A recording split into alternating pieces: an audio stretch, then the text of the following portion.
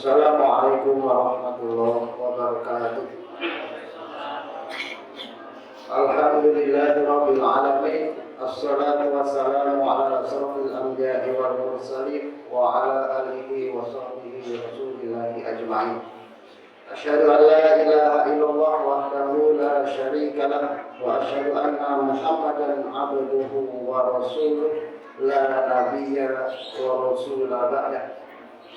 Allahumma sholli ala Muhammad wa ala ali Muhammad.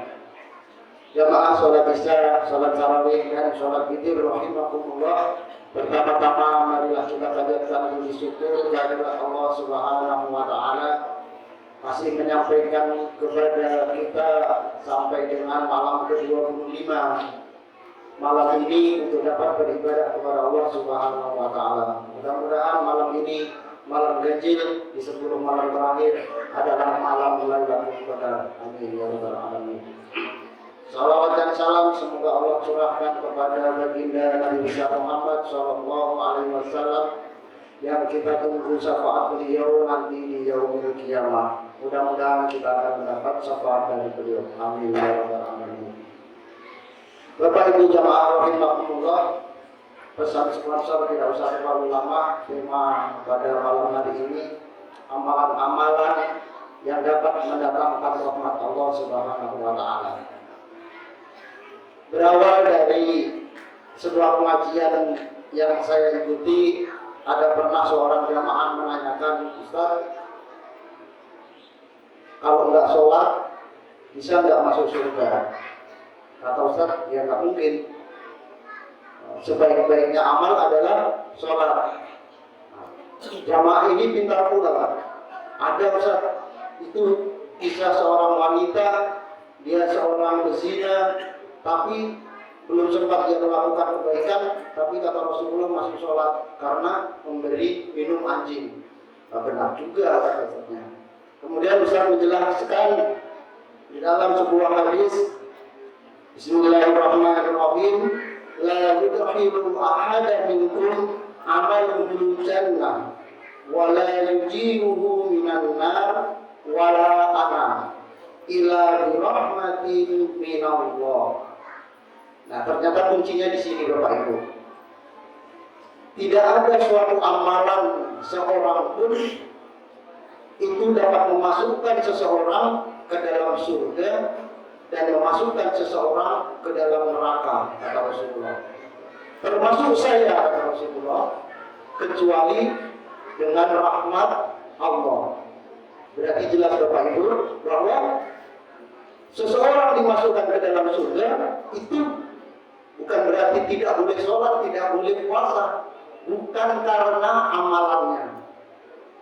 Di dalam sebuah kisah dari malaikat Jibril disampaikan kepada Rasulullah SAW bahwa Allah memiliki seorang hamba yang sangat taat.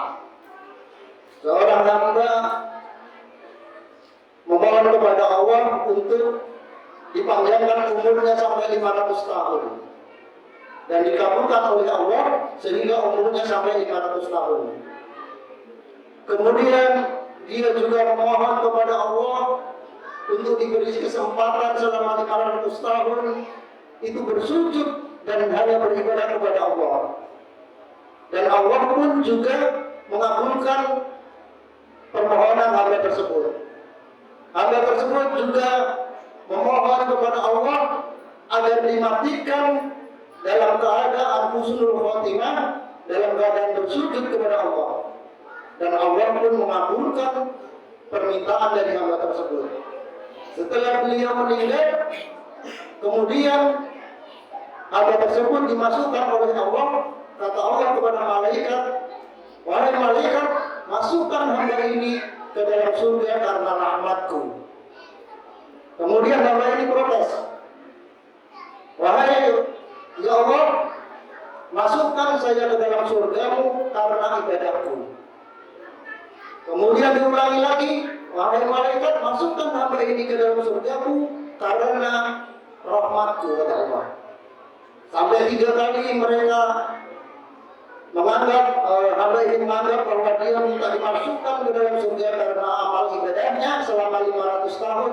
Kemudian Allah memerintahkan untuk menimbang amalnya, ditimbang dengan kenikmatan yang pernah dia rasakan selama di dunia. Jamaah rahimakumullah, kemudian malaikat pun menimbang amal dan menimbang kenikmatan yang telah hamba ini dapatkan selama di dunia, dan hasilnya adalah masih jauh lebih berat kenikmatan yang hamba itu dapatkan daripada amal ibadah yang dia lakukan selama 500 tahun. Kemudian Allah pun memerintahkan, wahai malaikat, masukkan hamba ini ke neraka. Selanjutnya hamba ini pun bertaubat, memohon ampun kepada Allah, barulah dia mengakui, ya Allah, masukkan hamba ke dalam surgamu karena rahmatmu. Jamaah sholat isya, sholat tarawih rahimahullah. Jelas diterangkan dalam hadis tersebut, Bapak Ibu jamaah rahimahullah, bahwa surga itu adalah hak prerogatif Allah. Ya dapat masuk surga tentunya yang mendapat rahmat dari Allah Subhanahu wa Ta'ala. Terus pertanyaannya, untuk apa harus sholat? Justru sholat itu Bapak Ibu jamaah rahimahullah, itu adalah jalan atau amalan yang akan dapat mendatangkan rahmat Allah kepada hamba-hamba yang melaksanakan ibadah. Di dalam Al-Quran maupun hadis disebutkan ada 30 amalan yang dapat diamalkan dan dapat mendatangkan seorang hamba kepada rahmat Allah. Salah satunya adalah amar ma'ruf nahi munkar. Amar ma'ruf nahi munkar bukan kita artikan secara luas ataupun seolah-olah itu nahi munkar mencegah hal-hal yang berat. Amar ma'ruf nahi munkar kita awali dari diri kita awali dari keluarga kita. Seorang ayah, seorang bapak memerintahkan anaknya untuk senantiasa beribadah ke masjid, itu pun amar ma'ruf. Seorang ayah memerintahkan istrinya untuk mengenakan jilbab ketika keluar dari rumah, itu pun amar ma'ruf. Seorang ketua RT memerintahkan agar warganya senantiasa sholat berjamaah di masjid, itu pun amar ma'ruf. Jadi Bapak Ibu jamaah rahimahullah, amar ma'ruf nahi munkar itu bukan hanya tugas seorang ustaz, bukan hanya tugas seorang dai, tapi itu tugas setiap umat. Di dalam surat Al-Imran, wal takum minkum ummatun yad'una ilal khairi wa ya'muruna bil ma'ruf wa yanhauna 'anil munkar. Tidaklah ada segolongan di antara kalian menyeru kepada yang ma'ruf, mencegah kepada yang munkar.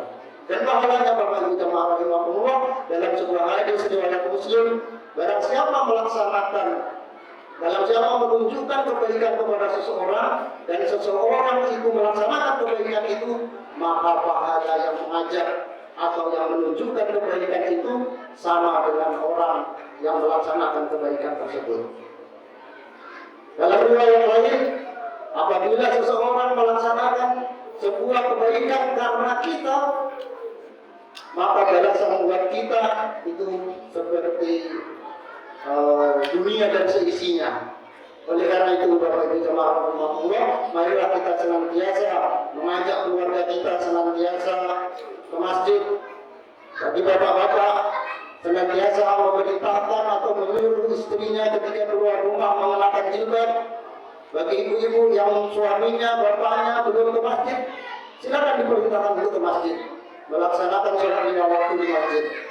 Demikian juga watanhauna 'anil munkar, mencegah yang munkar. Diawali dari keluarga kita, ketika anak-anak kita sudah mulai tidak puasa, tidak sholat ke masjid, bahkan sudah mencintai game online, kita cegah mereka dari diri kita sendiri, dari keluarga kita, tetangga kita, dari lingkungan kita, dan lebih besar dari itu. Mungkin itu yang dapat saya sampaikan. Terakhir, mungkin ini kesempatan terakhir saya menyampaikan tutur. Apabila di dalam saya menyampaikan selama ini banyak kekurangan, saya mohon maaf. Insya Allah yang saya sampaikan selama bulan Ramadan bersumber dari Al-Quran dan hadis. Jikapun ada kesalahan dalam saya menyampaikan, itu adalah kesalahan dari saya, kesalahan dalam saya memahami ayat-ayat Allah dan hadis, kesalahan guru-guru saya juga memahami. Adapun Al-Quran dan hadis tentunya tidak ada yang salah.